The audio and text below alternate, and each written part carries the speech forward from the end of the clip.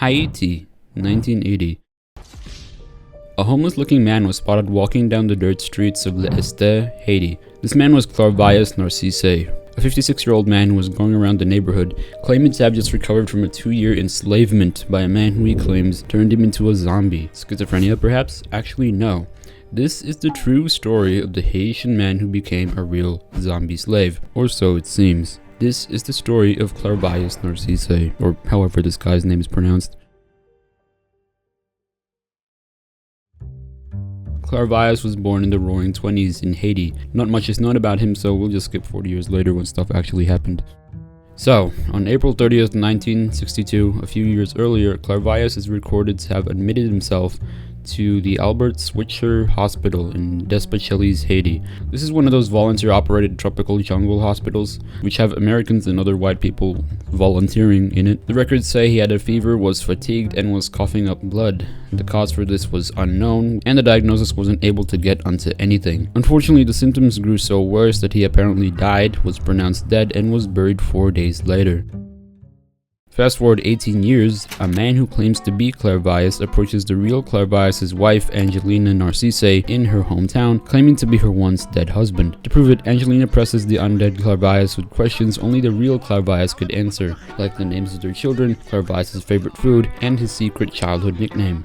The man claiming to be Clairvius answers all the questions correctly, proving him to be the real Clairvius. A couple more questions later, Clairvius reveals that he had apparently been dug up from his grave and turned into a zombie slave, working for the man who brought him back to life. The man in question was an unidentified Bokor, or voodoo priest. Now in Haiti, voodoo people are known to be these mysterious magical wizards and witches who practice the dark arts, and they are also known to do stuff like inflict various things to other people with voodoo dolls and whatnot. They are also known to turn people into zombies, like in here. Now, Clairvius also claimed to remember everything between his death in the hospital and his recent awakening. So, details on how he was dug up from his grave and zombified are in abundance, actually.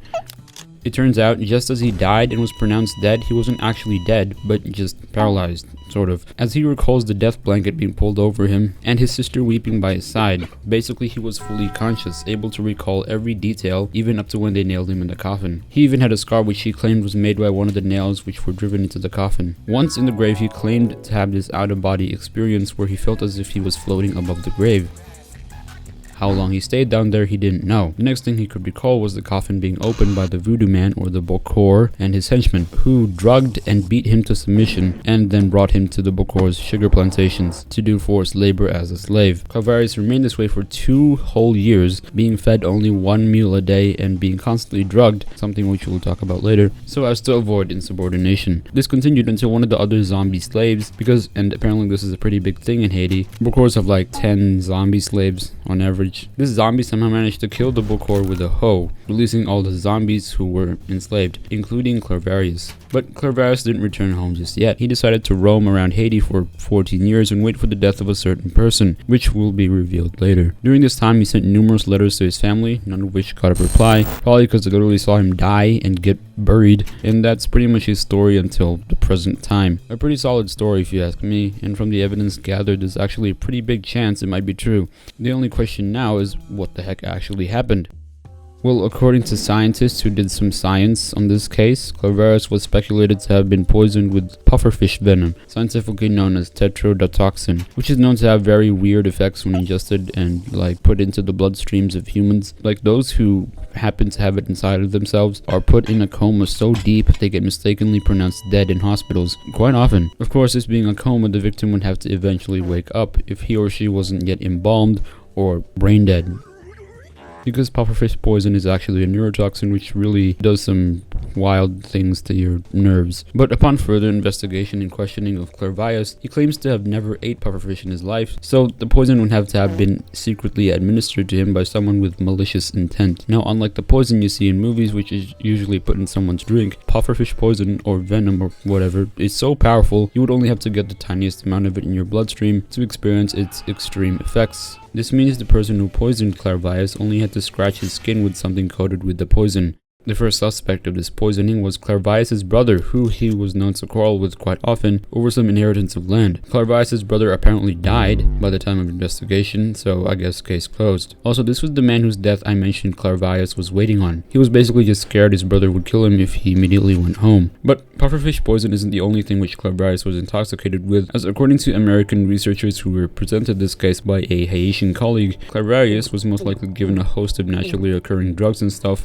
like Deuterostermonium or devil's trumpet and tree frog venom, hence why he was so docile when he worked as a slave. The person who gave him these drugs was the Bokor. But back to Deuterostermonium. This plant is known to basically numb the victim's mind, disabling him or her from speaking or even just general thinking. It also keeps the victims in a perpetual LSD dreamlike state until the drug wears off, of course, which it had not for the 2 years Narcisse was the slave, because the drug would be given to him every single day. But even despite all of this good scientific science, Haitian locals still beg to differ. Locals from Narcisse's hometown still believe he was actually turned into an actual zombie, as opposed to a person who was just high AF. They basically believe his soul was actually taken from his body by the Bokor. This belief is further reinforced, as it is Haitian voodoo superstition that people get turned into zombies by Bokors as punishment for breaking cultural behavioral codes. The one which Clairvius is suspected to have broken is abandonment of children. Yes, Clairvius apparently abandoned his children. How the Bokor knew about this, we do not know, but it is speculated that his brother was the one who told the Bokor to dig him up from his grave. All his brother had to do was just give him the poison, and this is what the investigators believe, as those American researchers who were tasked to research this thing noticed that pufferfish poison didn't actually have much of an effect in raising people from the dead,